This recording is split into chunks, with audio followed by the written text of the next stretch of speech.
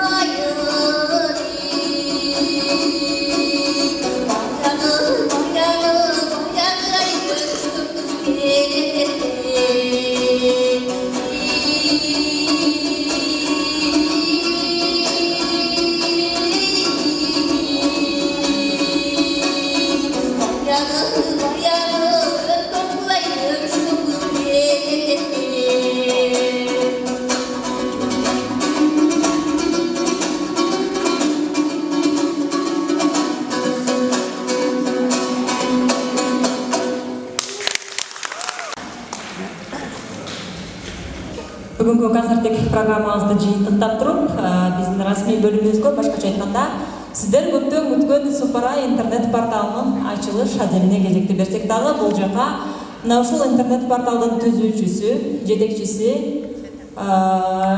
менин кесиптешим, журналист, андан башка дагы көптөгөн таланттары бар Мадина Жапарованы чакырып койгон рұқсат етіңіздер. Саламатсыздарбы? Деген ойду элге жеткирип коелу дегендей мекендештерибиз үчүн атайын supara.ru деп ачтык эле. Москва үчүн, Москва областы үчүн. Бул тууралуу мен Supara деген эле сөздүн өзүнөн баштап айта кетейин. Supara дегени биякта негизинен эле азыр дүйнөнүн кайсы жагында жүрбөйлү кыргыздар көп жакка тарап атабыз. Анан кээ бир учурда улуттук бир баалуулуктарыбызды унутуп калган учурлар болот. Анан биз мисалы учурдагы муун кийинки жаш муундарга ата бабабыздан келаткан бир баалуулуктарды өткөрүп берүү биздин дагы парз эсепте да.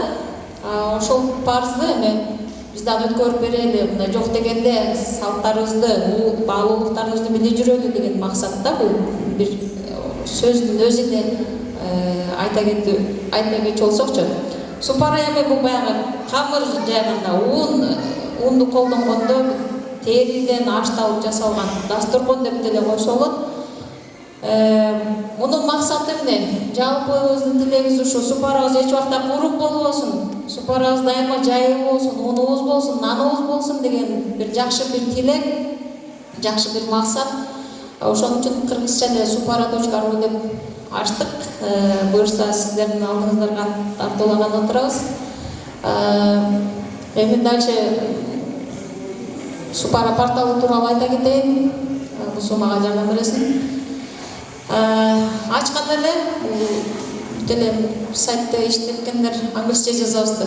Англисче жазасыздар supara.ru деп. Анан кыргыз компаниялары эң эле биринчи эмне үчүн кыргыз компанияларын койтабыз? Бул кыргыз компаниялары Москвадагы кыргыз компаниялары. Москвада буюрса мындай айтканда өзүнчө бир Кыргызстан болуп калды ушул. Мында Москвадагы ар бир ишкерлердин, компаниялардын жаңылыктары керек болсо, рекламалары тууралуу ачканда эле кимдир бирөөгө кафе керек болот, кимдир бирөөгө медцентр керек болот, кимдир бирөөгө спорт клуб керек болот дегендей. Кыргызда кайсыл жакта жүрбөсүн кыргыздын кызматы керек болуп калат экен да. Ошол максатта Москвада мекендештерибиздин арасында, жетишкен бир ишкерлердин арасында ушундай мекендештерибиз үчүн колдон келген ишканаларын ачып кызмат көрсөткөн атат. Светал Medical мунун астында бүт информация жалаң кыргызча берилет.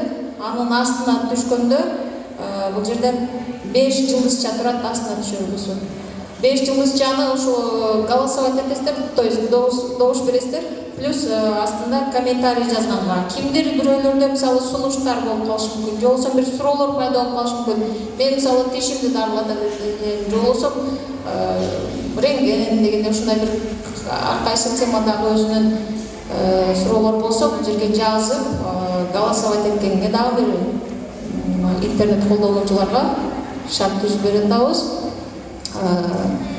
Анан үстү жагында мына чекинде 300 значок болуш керек негизи. Ошол жерде картасын көрсөңүздөр болот.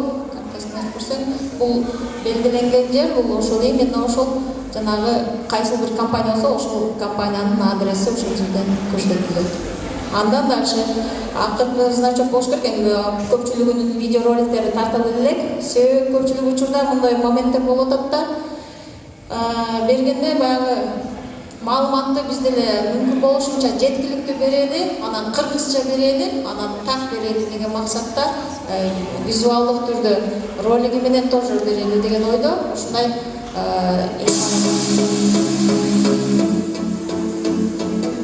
биринчи маалымат берилсе, экинчи уже картасы турса, вот адреси, а үчүнчүсүндө уже ролик аркылуу бул кандай ишкана, эмне иш бар, ушул тууралуу кыскача маалымат берилип өтмөкчү.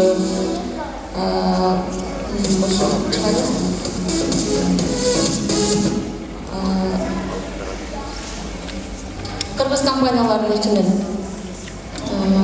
кызматтар өзүнчө, мисалы жүк ташыгандар, Кыргызстанга жүк ташыгандар, же болбосо Москвадан такси кызматы, салондор, спорт клубдар, укалоочу тайсы, ден соолукту чыңдоо. Негизинен эле бүт эле Москвадагы кыргыздар үчүн керек кызматтардын баардыгы ушул Супара порталынан тапсаңыздар болот. Бул эми кыргыз компаниялары тууралуу болду. Экинчиге өтсөк, интернет дүкөндөр койдук. интернет дүкөндө деле кыргыздын керектүү жанагы буюмдарыбызды, тамак ашыбызды ошол жакта деле колдонуп, ошол жакта деле эсеп керек дейм да. Ошол максатта биз деле интернет дүкөндө ачып, бул жака кыргызча, кыргызга кандай кыргызча буюм жолсун товар керек, ошолардын баардыгын интернеттен сатып алганга мүмкүнчүлүк берген атабыз. Бул жерден мунун ичинен шоросу деле бар, кымызы деле бар, же жалалабаты бар дегенде, жолсун кимдир бирөөгө калпак керек, комуз керек дегенде ошонун баардыгын интернет дүкөнгө киргизип, телефон аркылуу кабарлашып, байланышып, биздин курьер кызыбыз бул жакта Кулпунай Абдуллаева деген. Кулпунай бияка көрүнүп койсун дейм, көрүп койсун. Айтсаңыздар, мисалы чалып туруп, кимдир бирөөгө ошо кыргызча кайсы товар керек болсо, биз акырындан уже жаңы ачылып аткан үчүн товарларды кое элекпиз. Акырындан койсок, жеткире албай, мисалы келип алып кеткенге мүмкүнчүлүк болбой калса, чаласыздар, чалып бизге мону шоро жеткирип бергиле, же болбосо калпак жеткирип бергиле десеңиздер, биз сиздердин кызматыңыздарда, тактап айтканда Кулпунай кызыбыз сиздердин кызматыңызда болмокчу. Албетте, мунун баары сиздер үчүн дегендей, мындай оз экин айтып кетейин, туризм боюнча Ысык көлдө, анан Жалалабадта биздин пансионаттар бар, биз менен договорго келишкен. Ошол пансионаттар менен билетти бул жактан алсаңыздар, бул жакка кайра келгенге или там бир эле жагын алганга, ал жактан мисалы Оштонго же болбосо Бишкектен сиздерди күтүп алышат. Именно дарыланганы пансионатка же эс алганы бара турган болсоңдар, Бишкектен анан Оштон аэропортунан күтүп алып туруп, сиздерди канча күн дарыланып же болбосо эс алам десеңдер, алып барып ошол пансионаттарда эң арзан баада, кандай десем, биз эми орусча кыргызча аралаштырып сүйлөп койгонбуздар эле түшүнүңүздөр. Доступный баада эми коюп беришет да. Албетте мунун баардыгы телефон аркылуу деле бүтөт. Чалсаңыздар, биз жооп беребиз. Сиздерди Бишкектен, Оштон күтүп алчу адамдар күтүп алып, өздөрү кызмат көрсөтөт. Анан сунуш пикирлер үчүн бул жакта, сунуш пикирлерден кимде кандай сунуш болуп калат, мисалы, пикир болуп калышы мүмкүн. Бул жака телефон аркылуу байланышасыздар, же комментарий менен белгилеп жазып кетесиздерби, жазсаңыздар болот. Сабыр жаңылыктарды келип тартып же болбосо корпункттардан ЛТР, КТР деп тартып кетип баратышат. Москва үчүн Москванын өзүндө бөлүм ачып бул жактан видео аркылуу дагы, анан текст аркылуу дагы берип турат деген максатта жаңылыктарды өзүнчө жазылып кызыбыз айта кетет. Азыр анан дагы эми мүмкүнчүлүктөр бар, кандай жок, андай эмес, реклама сайт эмес, негизи мындай караганда маалымат жеткирүүчү сайтта, мындай жалпы айтканда маалыматты толук жеткирүүгө кылай берди. Анан ошону менен бирге мыкты кафеси, сулуулук салону, таксисти, ушундай кайсы бир услугалар кыргыздарга тиешелүү болсо, ушул Супара порталынын негизинде тандалып алынып туруп, жаңы жылда майрам катары белгилеп тоже ушундай залда дагы бир жакшы жолугушуу уюштурмакчыбыз. Ошол айтчу нерселер основном ошол. Айдалдастар Ногоевдин бири бар эле, азыр эстесем айтайынчы. Улут жыл деп билбеген, улутун кимдер сүйбөгөн. Кыргыз деп кеттүүнүгө, кыргыз деп өтөмдүүлүгүн дейт. Алсыңар мен ушул Мадина Жапараны канчадан бери тааныйм. Биринчи уран эле бул кыргыз үчүн дейт да. Муну мен ошол жасап аткан жумушунан дагы байкадым. Өзү айтып өткөндөй, Москва чынында кичинекей Кыргызстан болуп калыптыр. Мына ошол Кыргызстандын ичинде кыргыздар өздөрүн камсыздаса, өздөрүнүн кызматынан көрсө, баягы Ататүрк Кемалдин бир жакшы бир идеологиясы бар эмеспи, түрктүн акчасы түрккө кетсин деген. Мен ойлойм, бул абдан туура да. Бул supara.ru порталы дагы мына ушундай багыттагы интернет портал экен. Мен ойлойм, жалпы мекендештер муну баарыңыздар үчүн пайдалуу, ошол эле рекламодательдер эч жака кыйналбай, эч жака убара болуп отурбай эле бир эле телефон чалуу менен бүтө турган иш экен, башкасынын баарын бул порталдын командасы өзү жасап коет дегенде. Анан кийин колдонуучулар үчүн да абдан ыңгайлуу экен. Байкап көрсөм өзгөчө баягы бизге окшоп сырттан келгенде кайсы кафе же болбосо кайсыл такси, кайсыл эмне каерде билбейсиң да. Интернетте ачасың, баары бар. Андыктан мен ойлойм, мунун supara.ru'нун аты да жакшы коюлган, абдан келечеги кең, бардыгы алдыда деп. Анын үстүнө баягы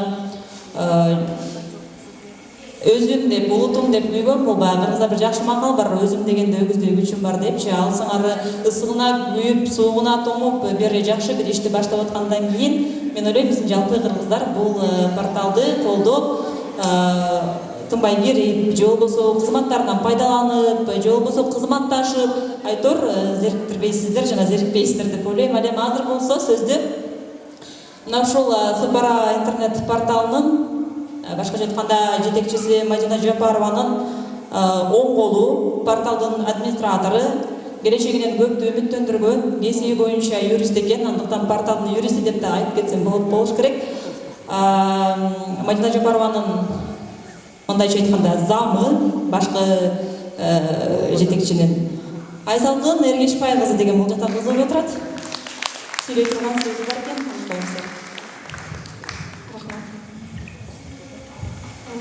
Урматтуу эжелер, агайлар, жалпы эле кыргыз мекендештер, атайын ушу убактыңыздарды бөлүп, ушу презентацияга келгениңиздер үчүн баарыңыздарга чоң ыраазычылык билдиребиз. Жогоруда Мадина эже айтып өткөндөй, Supara чекит.ру порталы негизги максаты бул көпүрө болуу. Көпүрө болуу бул өзүңүздөр жумушуңуздар менен алек болуп жүрө бересиздер, элге компанияңызды жарыя кылып, элге жеткириш бул Supara чекит.ру порталынын кызматы. Мындай айтып өткөндө, азыр экономика заманы эмеспи, финанс жагы баарына кызыктуу, баарын ойлонтот. Ошондуктан биздин портал кыргыз мекендештерге ыңгайлуу, арзан кызматын сунуш кылат. Бул жактан жаңылыктар бөлүмү тууралуу дагы кененирээк айта кетсем, жаңылыктар бөлүмүндө бул жерде ар апта сайын апта жаңылыктар болот. Эгерде сиздердин компанияңыздарда же болбосо кафеде чай концерт бере турган болсоңуздар, спорт клубдарда, медицина жактан кандайдыр бир акциялар болсо, элге жагымдуу жаңылык жеткирейин десеңиздер, анда биз менен байланышып, ошо апта жаңылыктарыңыздарды койсоңуздар болот. Ошондуктан сөзүмдүн акыры айта кетерим, биз менен бирге болуңуздар, ийгиликке биз менен чогуу жетиңиздер. Рахмат. Атайын жакшы. Биринчи кадам кандай болсо баары ошондой болот да. Анан кийин биринчи суроо бюджет. Бул оңой отурбайт мен барычы. Экинчи суроо баары кыргызбыз да. Кыргыздын баары сунуп барат көй үчүн. Балдардын баары төрөлөт да, биздин балдарчы.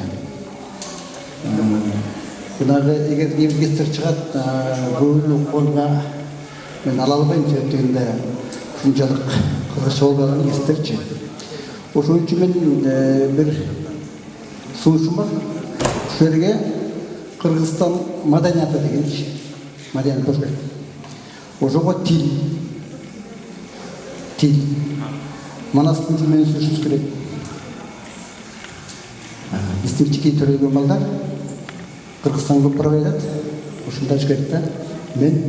Менин жерим Кыргызстан, менин атам Манас депчи. Рахмат. Рахмат. Урматтуу туугандар, дагы бир жолу убактыңыздарды бөлүп алдындай болгон. Келип бергениңиздерге терең ыраазычылык билдирем. Кечиресиз. Анда эмесе баягы батасы жок эл көгөрбөйт, жаңгыры жок жер көгөрбөйт дейт.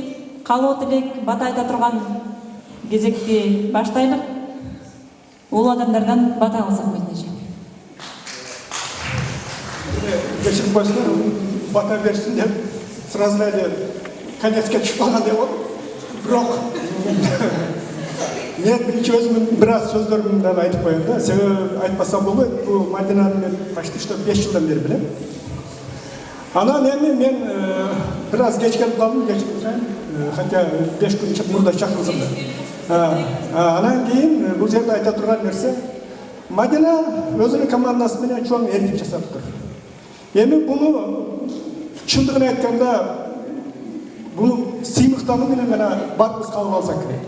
Мына эми кыргыздар үчүн мындай айтканда доступный, образцовый, анан кийин оперативный формада каалаган информациясын ала турган нерсе пайда болуп тур. Бул биз суу сап жаткан нерсени ушу кыз ишке жарап ишке ашырып коюптур.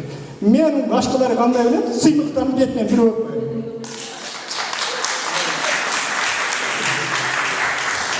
Анан эми баягы мындай сөздөр болуп атат. Мына мисалы мен сиздерге бир пример айтайын. Мына биз Рыспай Абдыкадыров клубунун мен мисалы жетекчиси болдум. Мына биз чыга албай атат, өзүбүздү билдире албай атат, ким биз экенибизди. Мына эми азыр Рыспай Абдыкадыров клубу бул жерде жапка чагылат. Канча бизде материал бар, 4-5 жылда чоң топтол бар.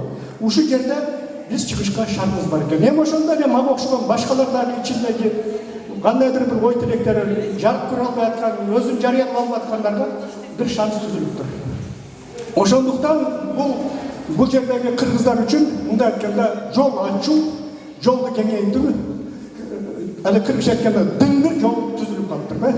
Ошого мен мына бардыңарды кимде ким мага окшош проблема болсо, ушу эми кайрылсак боло берет экен деген дагы бул экинчи сүйүү. Урматтуу мекендештер, саламатсыздарбы? Чындыгында өзүңүздөр билесиздер, улуу кыргыз калкынын жаңы бир бет ачары болуп атат, жаңы коом десек болот. Анткени биздин мынау алып баруучу Айтурган кызыбыз айткандай, кыргыз тарыхында жаңы бөлүм. Анткени Москвада, Россияда жаңы эл пайда болду, ал Москва кыргыздары деп. Азыр кыргыздарыбыз келип отурукташып, жайланышып, жада калса өзүңүздөр билесиздер, уккандысыздар. Азыр желеге колун байлап кымыз чыгарган эр азаматтарыбыз да жетишип атат. Бул дагы кыргыздын жетишкендиги. Ал эми ушул учурунан пайдаланып, азыркы заманбап деп койсок болот. Азыркы илимий техникалык жетишкендиктерге эң керектүү интернет порталды ачканына чындыгында Мадина кызыбызга аябай ийгилик, чоң рахмат айтабыз. Анткени Мадина кызыбыз өзүңүздөр билесиздер, жаңы келген кыргыздар болсо, мындан бир канча жыл мурда бирге чоң көп тармактуу компанияны жетектеп, аны главный редактору болуп, бүткүл дүйнөдөгү кыргыздарды башын бириктирип, байланыш түзүп жүргөн ошондой чоң тажрыйбасы бар. Демек, азыркы ачып аткан бүгүнкү Супара роосунун келечеги кең, ийгилик каалайбыз, ден соолук каалайбыз. Мындай Мадинадай кыздарыбыз менен сыймыктанабыз. Рахмат. Алга Мадина. Бир жакшы ачылыш болуп отурат. Москвада канча жылдан бери жашап келе жаткан биздин мекендештер, туугандардын бардыгы кандайдыр бир жакшы ачылыш болсо ошого кубанышыбыз керек. Ошого сыймыктанышыбыз керек. Мен айтар элем, ар бирибиз ушундай ачылыштарга, ушундай бир жетишкендиктерге ээ бололу деп айтар элем. Анан бирибиздин жетишкендиктерибизге бир чын жүрөктөн кубанып туруу бул өтө жакшы нерсе. Себеби дегенде ошол адамга канат болуп берет, ошол адамга бутак болуп берет өсө турганына. Азыр бул жерге келип, анан келе албай калгандардын бирөө телефондон Мадина ким келе ой? Уран Шамшиев деген агаңды билесиң, генерал. Ошол киши бүгүн Одинцовго кетип, ошол жакта бир иштери бар экен, айтты сага ушул ишиңе ийгилик каалап айтты. Бүгүн келе албай калгандыгына кечирим сурап айтып атат. Алыста болсом да ошо мен атыман бир оор сөз айтып койгонум, бул кызыбыз элдин баары билет, канча жылдан бери иштеген ишти, элге кылган кызматын. Мына бул жерде сени тааныган, бүгүнкү келбей калган адамдардын баардыгы сенин ким экениңди Москвада, тек гана Москва эмес, азыр мырза айтып кеткендей, дүйнөдөгү Кыргызстандын кыргыздардын баарын башын бириктирген чоң портал эле бирге деген. Мына ушунун дагы ошондой болсун деген чоң тилектерди айтты Уран агам. Ошондуктан Урандын атынан ишиң ийгиликтүү болсун алтыным. Ушул таштаган кадамың дайыма берекелүү болсун. Өзүң элдин кызысың, дайыма элдин кызы болуп жүрө бер. Ушул сенин порталыңдын келечеги кең болуп, жолу байсалдуу болсун айтылам. Негизинен чындыгында эле буга чейин өзү баштап келген биргени баарыңыздар эле билип калдыңыздар. Чындыгында мындай ишкер адамдарыбыз көп болсо, мындай ишкер адамдарыбыз эл үчүн кызмат кылып, мекен үчүн бир 50-60 киши отурабыз. Бүгүн ушунун башталышында отурган адамдар эртең көрөт, билет мунун келечегин кандай. Ошондо ушул жерде ачылышында күбө болдук эле деп, ар бир отурган адамдар сымырттанып отуруп алсак болот. Чындыгында эле. Ошондуктан дагы бир жолу ушул жерде сиздердин атыңыздардан жана келбей калган ушул Кыргызстандан келип, ошого өзүнүн үлүшүн, өзүнүн мындайча айтканда жакшы татына, энергиясын кошуп кетейин деп келиптир. Айтурганга дагы кол чаап койсоңуздар.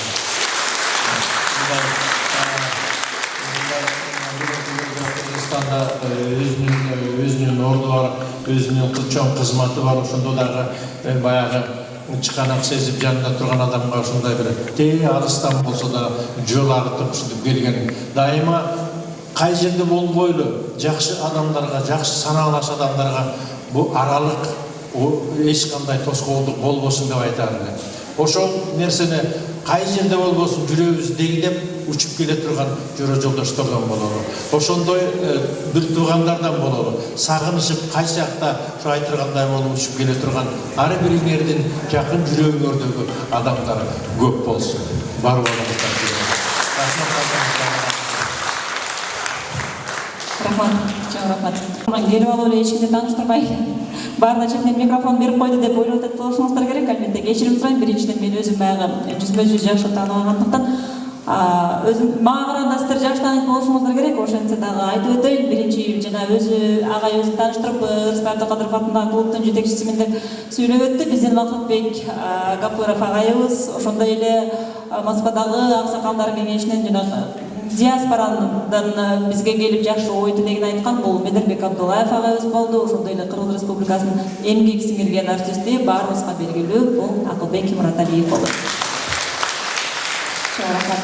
Ал эми азыр болсо сөздү бул жакта дагы чыдамсыздык менен күтүп отурган жашнакай гүлдестелерин көтөрүп алып, Мадина эжеге ушул каалоо тилектерин айтам деп бир достору, эжелери келип калган экен.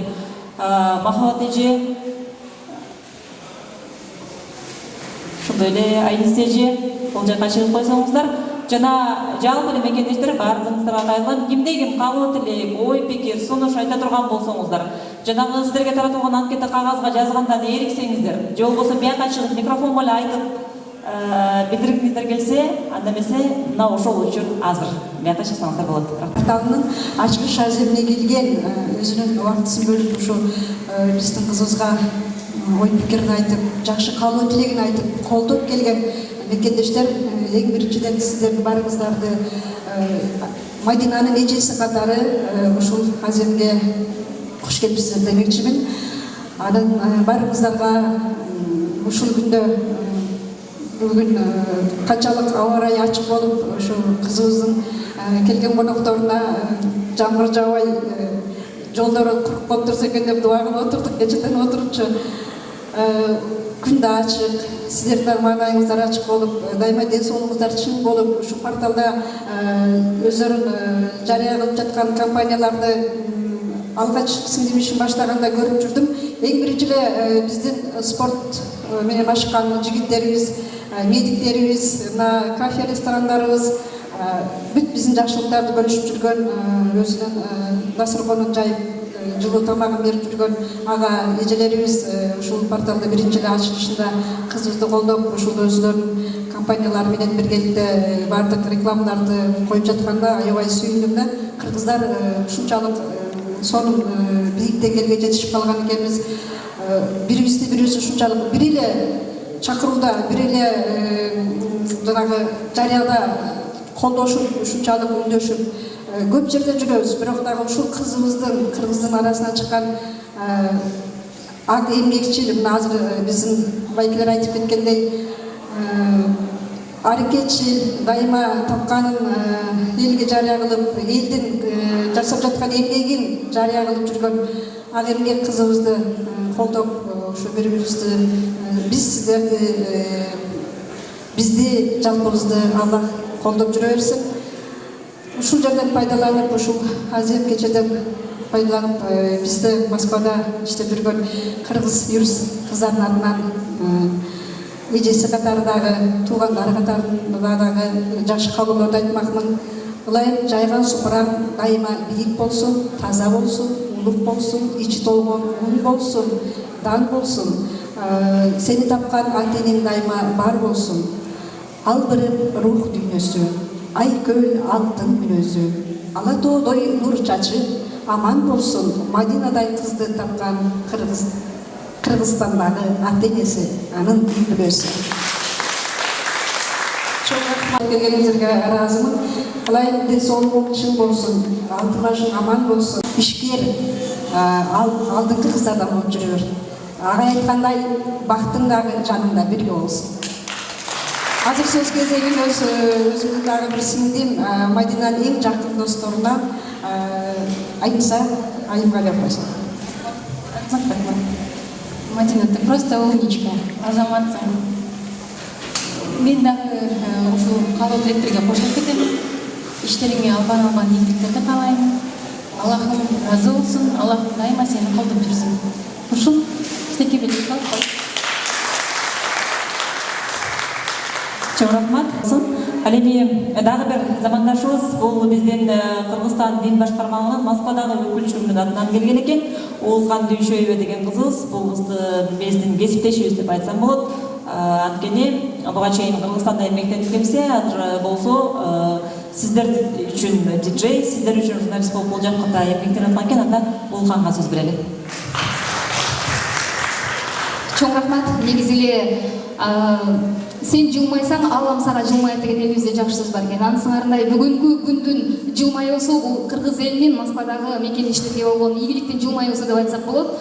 Анан өзгөчө баса белгилей кете турган болсом, баягы эркектер арасында көп эле маалыматты таратуу иретинде баягы операторлук же болбосо монтажерлук, журналисттик кызматта аркалаган жигиттер көп, бирок кыздар арасынан сурулуп чыккан операторлук кызмат менен биздин ошол элге, калктын калдын катмарына өзүнүн баягы салымын кошуп иштеген биздин Майдана жекебизге бүгүн терең ыраазычылык айтсак болот. Анткени Супара.ру бул интернет порталы, менимче мунун келечеги кең. Анткени биздин Москвада өзүңүздөр билесиздер, ар түрдүү тармактар өнүгүп келатат.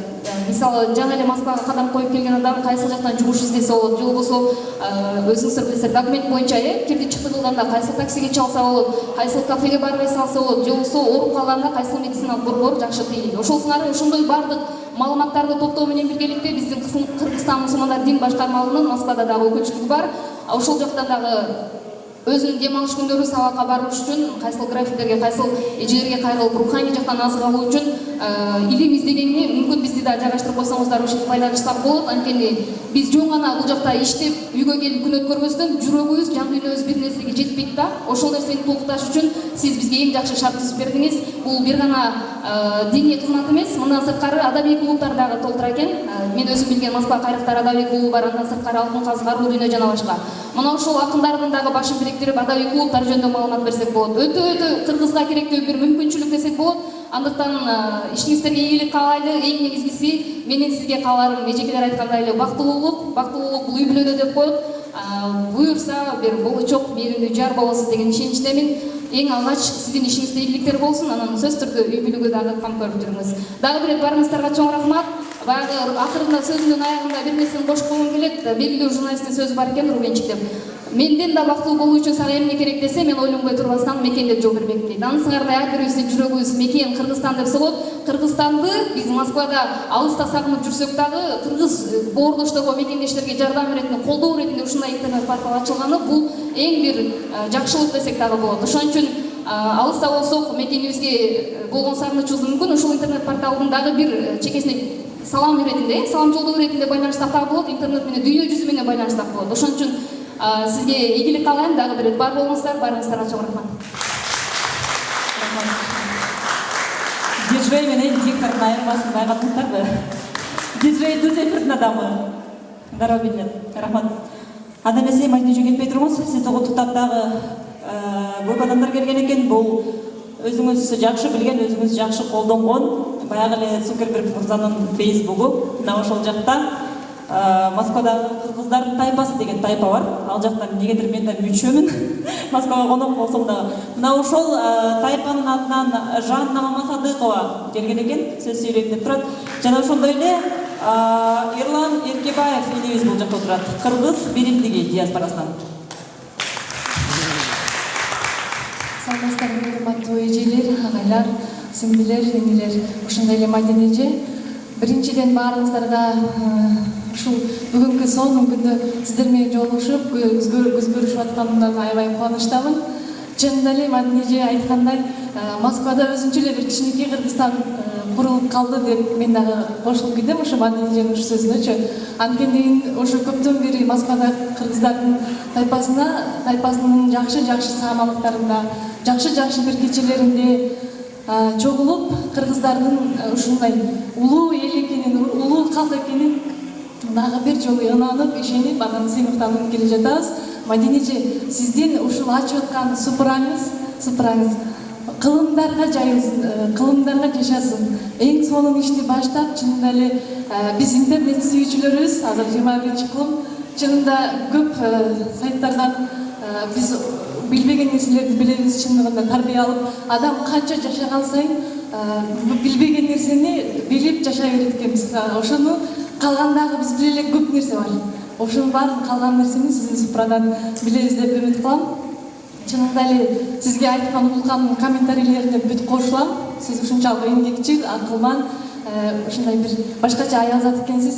Сизге тазим, башым дейт тазим кылам. Ошондой эле сиздин колдоп, сизге жардам көрсөтүп келаткан сиздин оң колуңуз Айсалкын жана Кулкунайлар козулар, силерге дагы ийгилик. Айсалкындын жакында эле Москвадагы юридический факультетти аяктап, кызыл диплом менен, дипломдун колуна тийиши менен чын жүрөгүмдөн куттуктайм. Дипломуң менен ошол алган эмгегиң, билимиң сага өмүр бою кызмат кылсын. Дагы эмне демекчимин? Кыргыздарыбыз дайым ушундай жетишкендиктерге жетише берсин. Сиздер менен биз сыймыктанып, албетте колдоп, кубаттап, сиздердин сайттан албетте биз биринчилерден болуп колдонобуз деген, эгер регистрация кылып койсоңуздар колдонобуз. Буюрса, баарыңыздарга ден соолук, үй бүлөлүк бакыт каалайм. Мадина эжеге дагы бир жолу тазим. Рахмат сизге. Assalamu alaikum. Kutluyorum geçmişlerine, hürmetli bordoş Kırgızlar, Atıcı'nın Iрлан Эркебаев. Bugün күндерден өзгөчө сүйүнүчтүү жана сыймыктуу күн болуп атат. Буга чейин барыбызга белгилүү болгондой, жекебиз Бирге Рух деген сайт менен биз менен бирге кызматташып келген. Кудай кааласа, Кудай буйрса, жаңы порталдар менен дагы кызматташып чогуу жүрөбүз. Сиздерге ийгилик эже, ар дайым кызматта болуңуздар. Ар аймактан килер чыгат экен да. Буга чейин биз мекенге, ата-энебизге кызмат кылсак, мигранттардын арасынан килер чыгып, коомчулукка кызмат кылып атабыз. Кудай кааласа, сиздер менен кызматташканга даярбыз. Рахмат. Чоң рахмат. Чоң рахмат. Бул жакта сиздин дагы бир кадырлуу коногуңуз, биздин кадырлуу коногубуз, Өктө эжеге Жусуалиева Гүлмира эже отурган экен. Сизге деген жашнакай каалоо тилектерим бар дейт.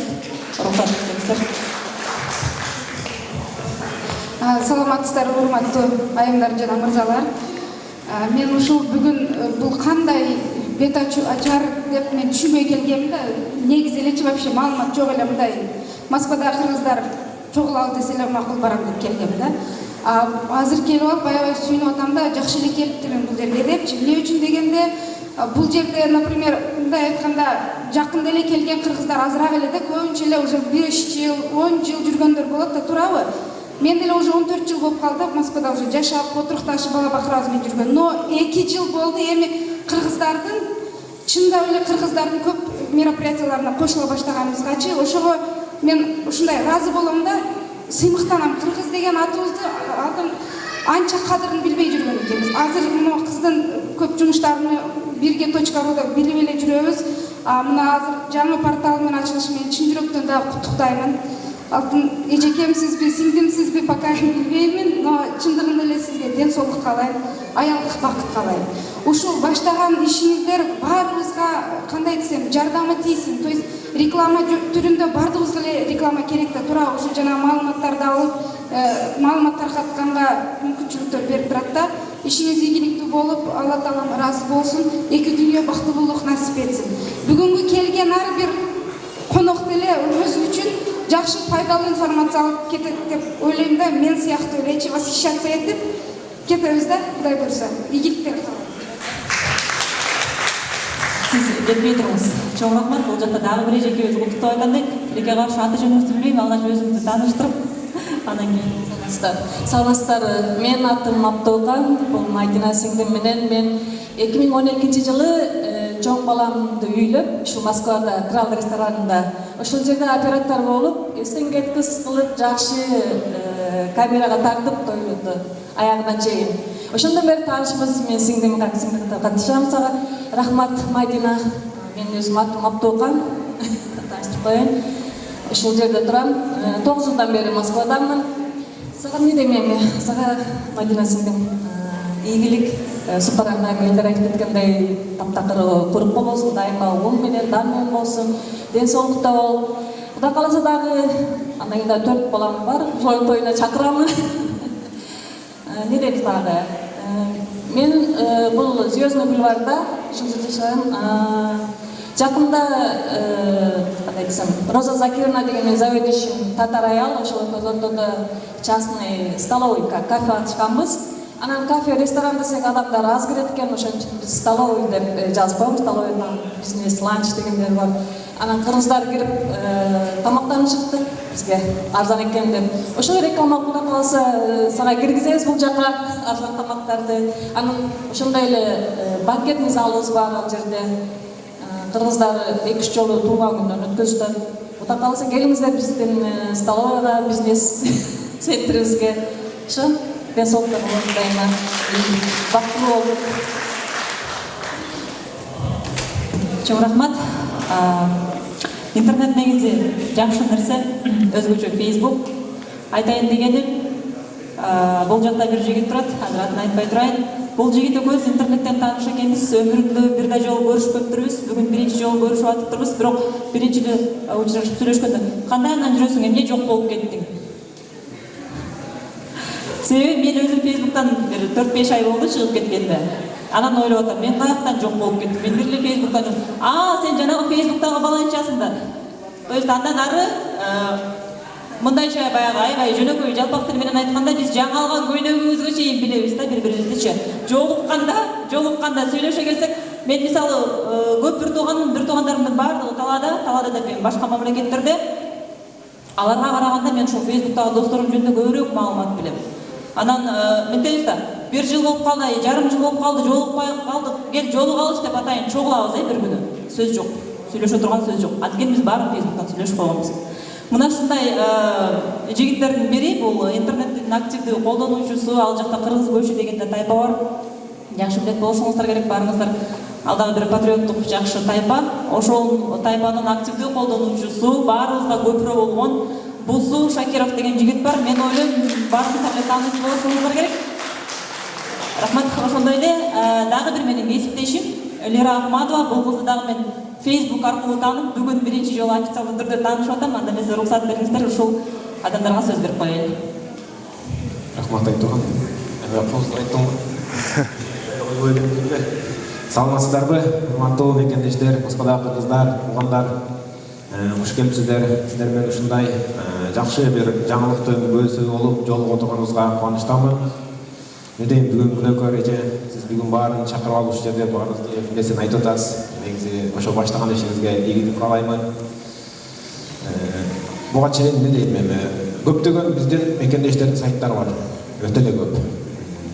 Эми ар кимиси ар кандай негизде иштеп жүрөт. Ошолордун арасында сиздин ушул баштаган порталыңыз дагы бир бүгүн баштабапсыз, эми баштагандан кийин буюрса жакшы болот. Эмгектениңиз аягына чыксын. Ошол сайттардын арасынан сиздики бир өзгөчө бир баардык нерсени камтыган, киргенде таба турган бул дагы 1-2 жылдан кийин буюрса эң алдыга чыккан раскрутка болуп, күндө 2000-3000 адам отурган жакшы сайттардан болуп калсын, ар дайым ушул эмгегиңизден табылбай дагы эмгектене бериңиз, алдыга чыга берсин ишиңиз. Анын дагы мен сизге жалган ийгиликтерди каалайм. Эми азыр баштап атабыз, толук бүтүн экенин толтуруп, кошумча сунуштарымды айта кетсем дедим. Бул жерде жалган фирмалардын объявлениясин башкаларын коюп атат экенсиз. Анан ушул жерге кошумча жеке адамдардын эмелерин берсеңиз, жарнамаларын бергенге өзүнчө раздел кылып, анан кошумча ушунча жүргөндөн кийин жана да аксакал айтып кетти, биздин маданиятыбыз деп. Мен ошо кошумча айттым. Маданият тип, анан тарыхты да кошуп туруп, Айсалхан өзү толуктап ар дайым ар кимси киргенде түбүнү биле жүрсө, ошо алыста жүргөн жаштар да азыр муундар чоңой биле аткандар. Киргенде атасы киргенде кошо кирип, манасты көрүп, башкасын көрүп, биздин өткөн улуу залкар инсандарды таанып калса, ушуну кошуп койсоңуз, бул дагы патриоттук бир сезимди билдирет. Андан кийин дагы форум катары кошуп койсоңуз, ошондо сиздики бул порталыңыз мен мындай айтканда супер кечелер болуп калат, бүт бар жогу. Эми мындай айтканда ошондо бир аз азыраак болсо. Ийгиликтерди каалаймын, талккан эмгек, анан баягы эң негизгиси дагы баарын айтып кетип, мен да кошуп айтпасам мен болбой турчу аялдык, сизге бакыт. Бар болсун. Мадинеже болсун айткан угушуңуз керек. Бул деген баягы жабылып калган сайтты деле ачып, активдештирип, кызматташтырып жибере турган бир активный колдонуучу да админ. Бардык жерде бул админ. Кыргыз өзү чогула албайт, чогулса коштошо албайт дейт да. Чын эле мындай мекенден алыс жүргөн жерде Мадинеже баягы 5-6 адамдын башын берип туруу чындыгында кыйын. Өтө жакшы самалып баштап жатыпсыз. Эми Мадинеже жөнүндө айта берсе такыр эле сөз түгөнбөйт. Мадинеженин адамгерчилиги, Мадинеженин мээнеткечтиги, ушул Москвада кыргыздардын жакшылыктарында, тойлорунда кызмат көрсөтүп келатат. Мадинежеге азыр көптөр шакирт болуп, Мадинеже менен чыгармачылыкта чогуу жүрдүм. Мадина жоголуп кетти дегендерге Мадина жоголгон жок, Мадина бар. Мадина жоголду деп, ой Мадина кайда жүрөт? Мадина баягы эми билесиздер, эл арасында ар кандай адамдар бар экен. Мадинеженин дарегине убактарда сөздөрдү айтып жүрүштү. Мына Мадинеже бар. Мадинеже ушул жакшы кыргыз үчүн жакшы сөз жакшы самалып баштап атат. Мадинеже ылайым эле ушул жакшы баштаган жакшылыгыңызга жараткан өзү жар болсун. Албетте мунун бардыгын жалпы бул жактагы мекендештер барыбыз жабыла ишке киришебиз деген үмүттөмүн. Ишиңизге ийгилик, аялдык, бакыт, жараткан жар болсун ишиңизге. Рахмат. Жакшы сунуштар болду. Сөздүн аягында мен дагы кыстара кетейин. Казанчылык өзүргө кайдан улак чыгарсы дейт, каалаган жерде жыра сүйлөй берейин. Жанагы айтып атышпайбы, маданиятты кошсо, мен айтат элем, бул supara.ru интернет порталы социалдык, маданий жана маалыматтык портал болуп атат да. Башкача айтканда бул социалдык керектелүүчү бул биринчи багытта, анан кийин албетте маданият. Мадинеже бар жерде маданиятты элестетүү менимче кыйын болуш керек. Андыктан урматтуу мекендештер, переживать этпеңиздер. Маданият сөзсүз түрдө кошулат, аны кошконго сиздер дагы чоң салым кошосуздар деп ойлойм. Ошондой эле маалыматтык. Эми мунун баары алдыда, мунун баарын сиздердин жардамыңыздар менен, сиздердин колдооңуздар менен, сиздердин сунуш пикирлериңиздер менен аткарылуучу жумуштар болмокчу. Жогоруда айтып өткөндөй, Кыргызда бир жакшы салт бар. Албетте улуу адамдар бата берет. Ошол бата менен элге көрөт дейт. Биздин баштаган ишибиз дагы бата менен жыйынтыкталсын. Анда эмесе бата алуу үчүн биз Максатбек Гапуров агайыбызды бияка чакырып койсок, уруксат этиңиздер. Урматтуу мекендештер, мен эми батаны азыр бата беребиз, бирок алдында дагы бир сөз. Мен баягы баяғы сүйініп көріп бұл нәрсені еркектеп атап қойдым. Анан бирок кичине сын пикирди дагы айтпасам болбойт да. Анан ошондуктан мен бир наблюдение мындай байкап жүрөм. Кээ бирде бизде адамдар бир ишкана ачабы же бир ишти кылабы, анан кийин 2 күн 5 күн бир ай өтпөй анан самопиар башталат. Самопиар деген түшүнөсүзбү? Эми азыр мода болуп калды интернетте тимеле баягы төгүлүп кетишти. Кээ бир бизде журнал газеттер бар, өзүнүн сүрөтүн эмеден түшпөйт. Журнал газет. Адам мына жактагы адамды кичине ренжитип коет экен да. Ошондуктан биринчи мен мындай сын жагынан алганда, сен канчалык улуу редактор болсоң дагы, акын болсоң дагы, канчалык өзүң мнениеңди айткың келсе дагы, ушу самопиар бир жыл туруп турса. Азыр только эмгекти, анан кийин результатты көрсөтүп турсаң. Анан мына жерде ар ачкан сайын өзүн көрсөтө берсең, мында адамдар келет. Ошону мен күйүп пишип көрүп жүрүп, анан азыр сага иштин башында тур баштасын деп атам. Не самопиар, с результат работы. Анан эми экинчи жагынан мен дагы буну журналист катары, акын катары жетип мындай айтканда адам кабыл алдырасың. Мен ушу сыймыктанам, бир жагынан абдан мындай айтканда ушундай мындай сен бактылуу кызсың деп, ушу сенин пешенеңде ата-энең мугалим. Ушу эки ата-эне ушу бата берди алда өзгөчө көрүп айтам. Ушу ата-энең сенин алдыңда жаркыраган 2 жылдыз, ушу дайым сенин бешиңиң турду. Азыр эгерде ошол азыр мына жерде болгондо экөөнүн көзүнөн жаш шолоктоп турганын көрөсүң. Кудай ушу сенин бүгүн ийгиликтер болуп, ушу 2 жаш көзүнөн төгүлүп сыймыктарсың. Бул эми бата башы. Анан эми лично өзүмө ушу айтат деген сөз. Ошондо эмесе кегиле болду жаялы. Ушу Аллах Таала ушу ак жүрөктөн чыккан демилегесин ар тараптан колдосун. Ушу кайратына кайрат кошсун. Демине дем кошсун. Күчүнө күч кошсун. Мындан ары дагы мындан жакшы, мындан бийик максат тилектерди ишке ашыра берсин. Аны демесе ак жол, ийгиликтер Аллах Таала бар тараптан колдойт. Адам ise бұл жақта дағы бір біздің мұғалим ағайымыз отырған екен, Оморов Эргешбай ағайым. Бізден ушул интернет порталдың жаңағы Мәдинеже дом болып отқан Айсалқының атасы, бұл кешті батамды берсін бейді. Құрматтуу ағайлар, ежелер, рахмат сіздерге келгеніңіздер үшін. Мадинаға да мына Айсалқының сіздерге игілік қалайды, жеңерге чоң. Ушул маданият неме жағында немесе біздің мына Кыргыздын бардығын башын бириктирип мен кылатасын ошондой мугалим катары да ошо Пушкин баягы лицейде мындай деген экен поэзия пайдаланып жүрөк отун жалындыткан мугалим көздү ачып аткараны түшүнтүп менин жактан кем келатат баакын дегенде биздин баардыгыбызды ушу бириктирип анарга чоң лицейде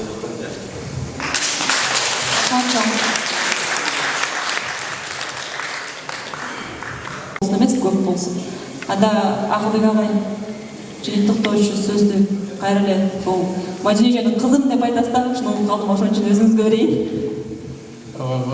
Москвада 2 қызым бар. Кішіне келден чуркап жүрген 2 қызым, андан чоң 2 қызым бар. Біреуі ошо Мадина, экинчиси сары көйнөк кийген кыз Айбарчы. Ата деп мен дагы өтө сыймыктанып, мен дагы канатыма канат болуп, ушулар ата деп түшүнүп атап коюшкан, мен ошого өзүм сыймыктанам. Анан сенин 2 канатың болгон Айсалкын бияка чыксаң алтын. Кулпунай бар бул жерде, Кулпунай келе кой. Ушул сенин 2 канатың болгон силерге дагы алтын ошо баарыңар бир кадам таштап аткандан кийин şu batanın bari çoğu sizler için aldım. Portakal var buraya çekerden. Gel ama. O ben içindiğimde bata buluyordu. Bıyık ekenin akırkı gündürü barız biliyor atağız. Bugün adamın oyu şu bayağı aytat Kudayga Kuday'ın kulağında olsun. Aytkan tilekler başa jetsin dep. İlgerdeden oydun ulu gücü var eкен. Bizim ata babalarımız ошол бата менен тилектерди жаратканга айтып, ошол жаратканга айтылган тилектердин бардыгы кайра кайтып, адамдарга рызык, берекет, дөөлөт, ден соолук болуп кайтып келгени биздин ата-бабалар миң жылдан бери билип, ошондуктан айткан экен, жамгыр менен жер, бата менен элге көрөт деп. Ошондуктан алаканыбыз жайлуу болсун, баарыңыздар ушул тилектерге жүрөгүңүздөрдөн ниет кылып, ушул таштап аткан кадамдары берекелүү болсун деп чын ниетиңиздерден кабыл алыңыздар. Ана мына отурган татынакай кыздардын баардыгына бактылуу болсун, иштери ийгиликтүү болсун. Омин, омин, омин. Жараткан bir özüne kayrılağız. Alakan jay ушул жерде турган адамдардын баардыгы бүгүнкү ишке сенин кулагыңа сырга катары ушул кыздардын таштаган кадамдары, иштери алакандарына алкыш толтура болсун. Умурткалары болжолуу болсун. Оозунда ооматы болсун. Береке берсин. Кадамдарында дайыма алга жүрүп, эл кубанып, кубаныч менен тосуп алып, алкыш менен узаткандай болсун. Кадырларын калкы билип кастыралап алгандай болсун. Өмүрлөрү узун болсун, өзөктөрү нурга толсун. Ар бир өзүнүн ата-бабадан, 7 ата 70 атадан келаткан колдоочу дейбиз, коргоочу дейбиз, жараткан дейбиз, ата-бабаларыбыз дейбизби, ар бири таштаган кадамдарын ар убакыт тазалап турсун. Жараткан өзү ошол баскан багыттардын баарын арулап турсун, бийиктеп турсун. Ойлогон ойлору бийик болсун, жүрөктөрү тунук болсун, жан дүйнөсү ыйык болсун. Түндүгү бийик болсун, түпкүлүгү ыйык болсун. Ушул тилектердин баардыгына, ушул турган 4 кызыбызга биз ойлоп, биз тилегендей болсун. Жараткан ушунун баардыгын кабыл кылгандай болсун. Омин. Бар болгула өмүрүңөр узун болсун, ишиңер ийгиликтүү болсун. Мынандай татынакай элиңер бар, силер жалгыз эмессиңер. Бири-бирине баарыңарга бакыт таалайт. Рахмат.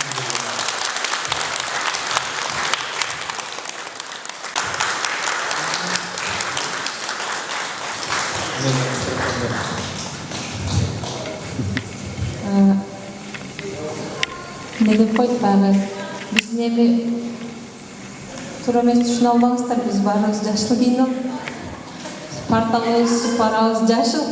Анан булар эмне көк кийди дегенде түшүнбөйсүздөр. Бул биз жолубуз жашыл, баягы зеленый светофор дегенде биринчи сарыда күтүп турабыз да бүт баарыбыз светофордо. Күтүп туруп анан кийин жашыбыздар, жолубуздар дайыма жашыл, ачык болсун дегенде баарыбыздын жолубуз ачык болсун, ийгиликтүү болсун. Символический опытан жашыл кийди чечтик. Мача-мача менин көйлөк кийгенди деле көрбөй калсыздар. Дайыма деле камеранын артында көрүп калсыздар. Рахмат сиздерге баардыгыңарга. Сиздердин бул супарабыз ар дайым качан толо болот, унубуз толо болот, даныбыз толо болот, качан бай болот, бул ынтымагыбыз менен болсок, ынтымак бар жерде ырыс бар деп коет. Ошо эң биринчи ынтымакта болсок, анан ырыскыбыз кең болот деген тилектемин. Мен дагы ойдомун, максатыбыз ушул болчу. Дайыма ынтымакта болуп, жакшылыктарга чогуу жетишели, ийгиликтерге чогуу жетишели, баталарыбыз жалаң жакшылыктар болсун, ийгиликтерибиз ушул келип бергениңиздерге рахмат. Аябай ыраазыбыз. Супарабыздын алдыдагы иштердин бүт бардыгы мына элим деп айтайынчы, элим мына сиздер менен. Рахмат сиздерге.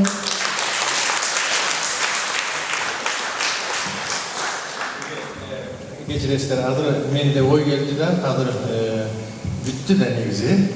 Бирок могул жерге баарыбыздар мына жакка чыгып, 4 кызды астыга алып туруп, анан бир эстеликке түшүп коюп, жалпы баарыбыз. Менимче аябай